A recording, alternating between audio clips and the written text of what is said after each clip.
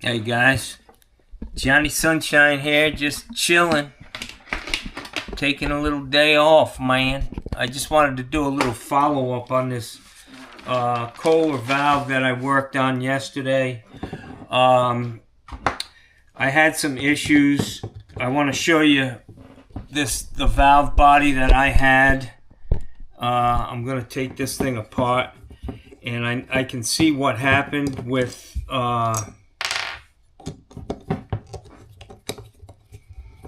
the screws, the faceplate screws that I couldn't get in. Unfortunately, this ring, the one that I used, the top, this has a thing, it says top on it, So I put it on like this, the new ring, like this one. And unfortunately, these holes on the new ring are actually tapped. They're threaded. And what was happening is, as I was trying to drive my screws in,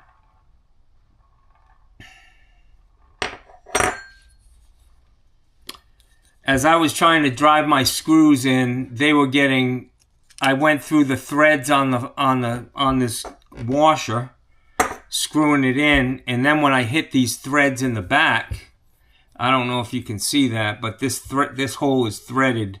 That was the hole that the screw should have gone in.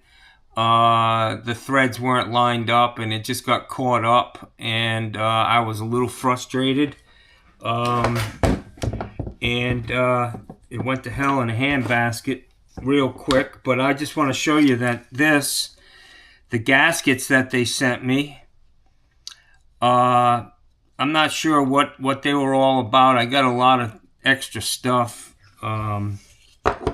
with that cartridge, some O-rings that didn't really fit the cartridge. So it's pretty simple. This is the adjustment on the hot, and to limit the hot, and you can see they come from the factory like this. They're not giving you full hot water, so you have to adjust it. Make sure you I just back it all the way out, man. I think we're dumbing down society, where we're taking care of people who can't take care of themselves, I guess. But this is a little too much, man.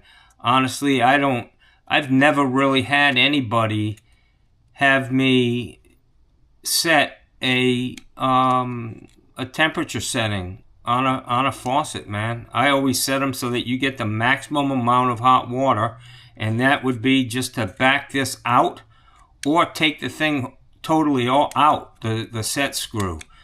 But these are O-rings here.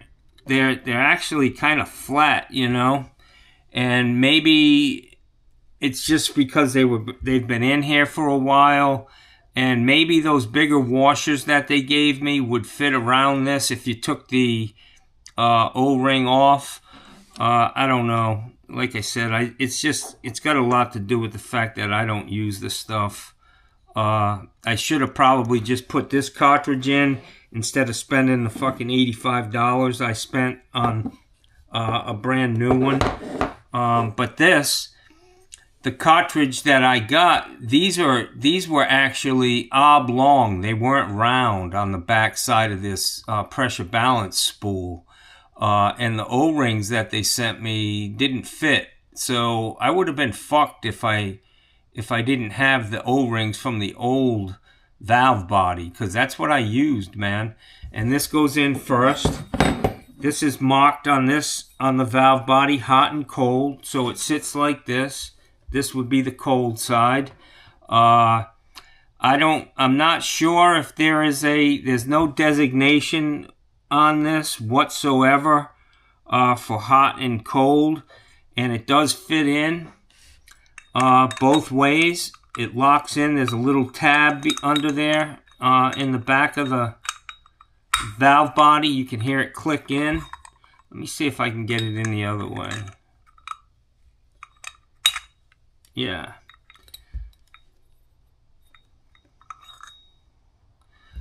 So there's a tab deep in there. and it goes into this slot on the top and bottom. You can put this in either way. It locks in, and then it's just a matter of reinstalling this in the right position. You want to, this would be the cold, and you want this, this would be the top of the rotation goes clockwise. So this would be the top of the valve. This would be the position this would have to be in.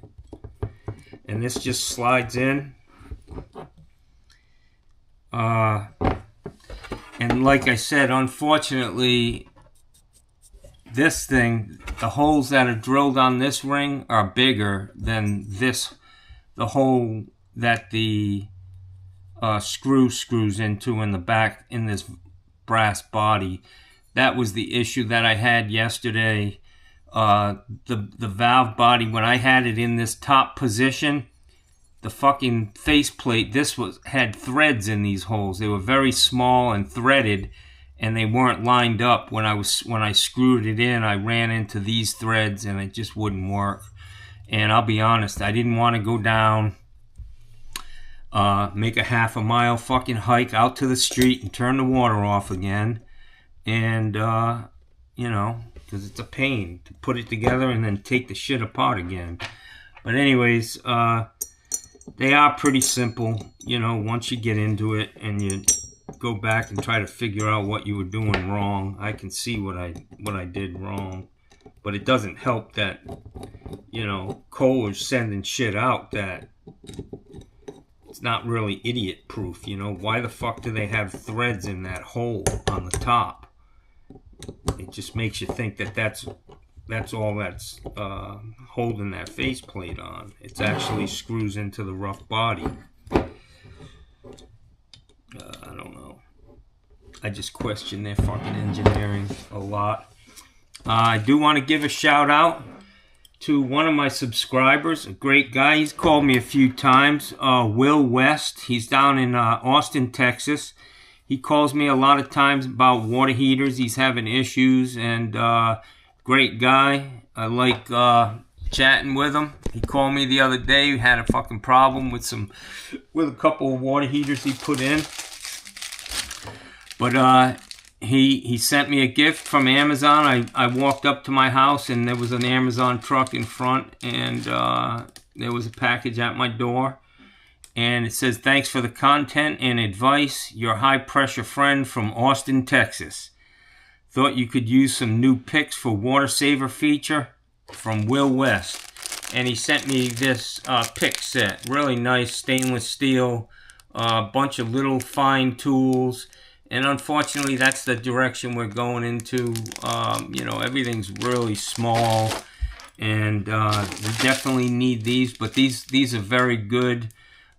They do sell picks at Harbor Freight, like dental tools, and they're bendable. They're not very strong, but in some cases that's what you need. So, Will, thank you, buddy. I appreciate you. Feel free to give me a call anytime. If I can help you, I sure will. But this is the set that he sent me. Nail tool set. This is what they use over there at the nail salon. I see these things all over the place in there in the fucking drains. And anyways, so I just wanted to do a little follow-up on that. I got this valve and the trim, and then I got these two faucets, brand new, never installed. They've been sitting outside for a while now because I don't know what to fucking do with them. But they're brand new, man. Brand new. This is a lavatory faucet, and of course it comes with this fucking wackadoodle-doo trim.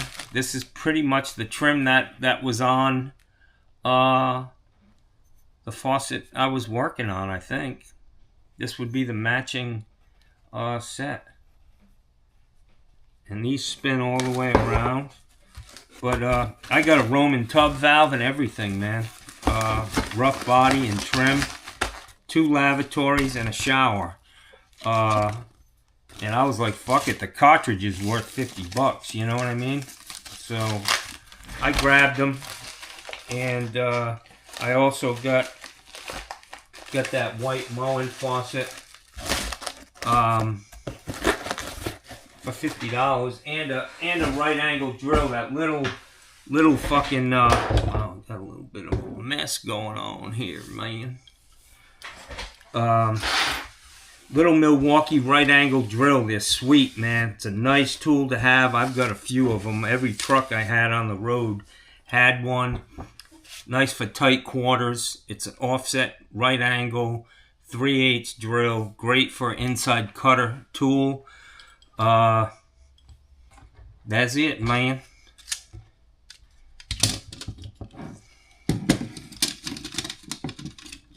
So I just got a call from a guy.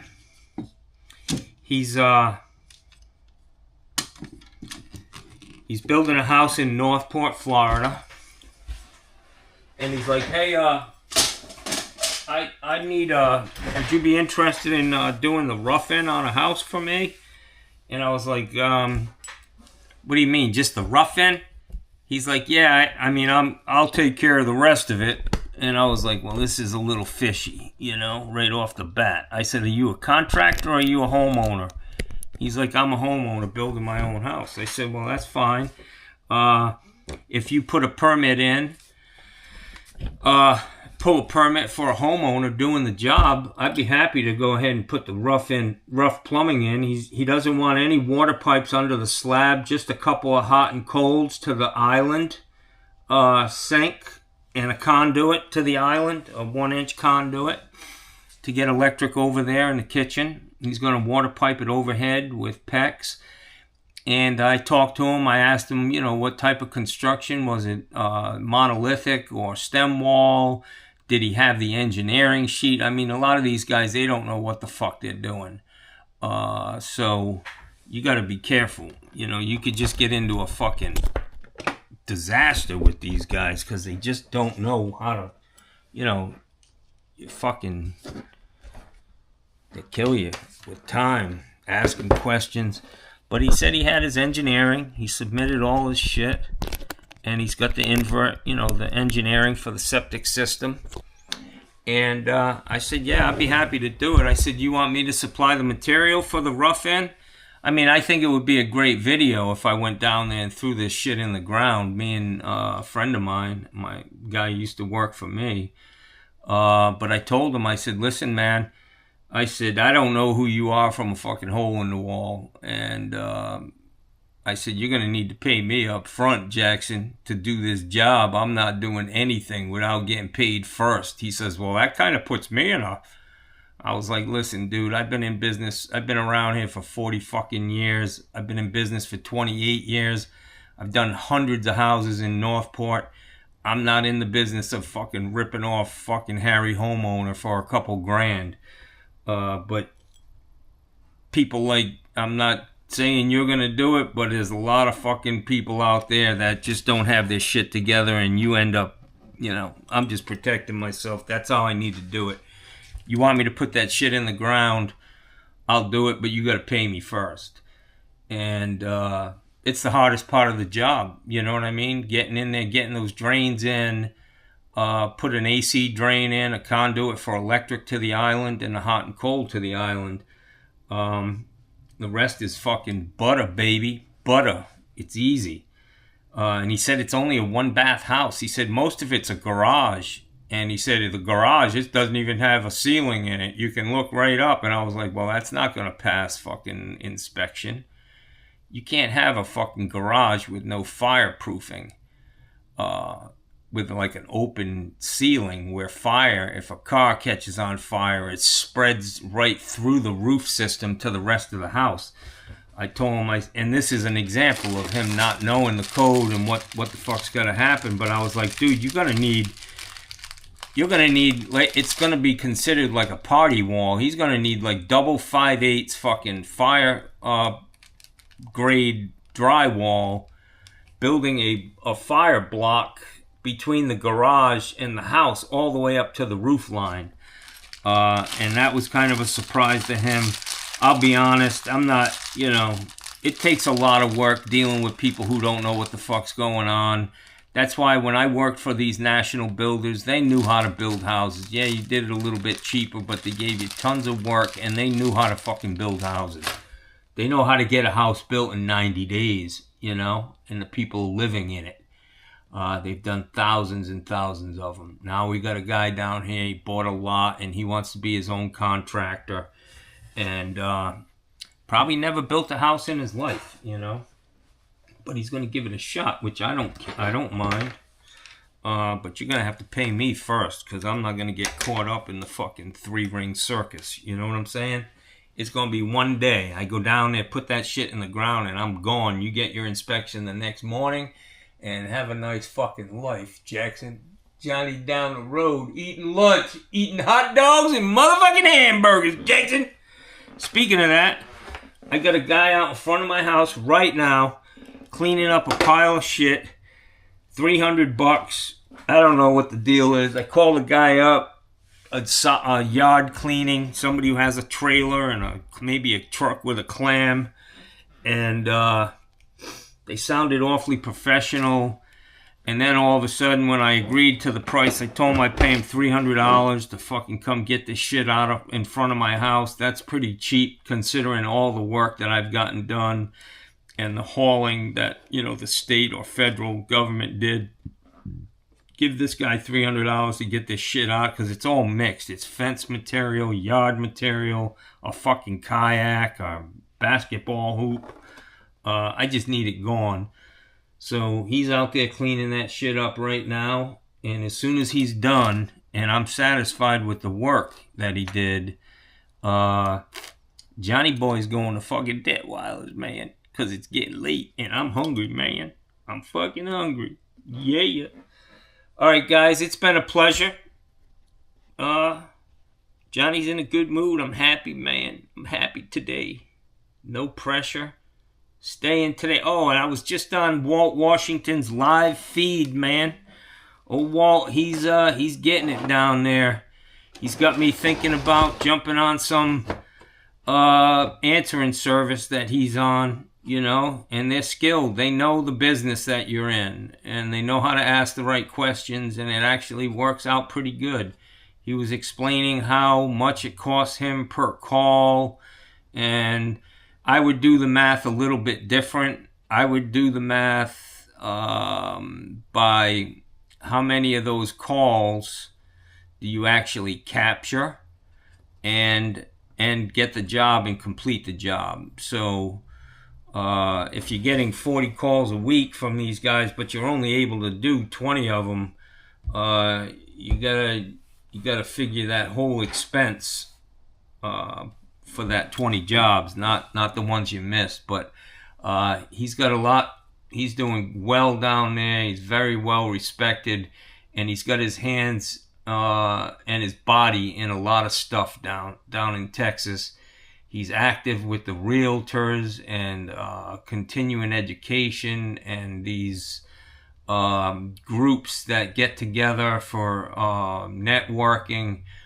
He's young and he's doing a great job. I love the way he tests shit out. He's always testing amps. I see a lot of guys.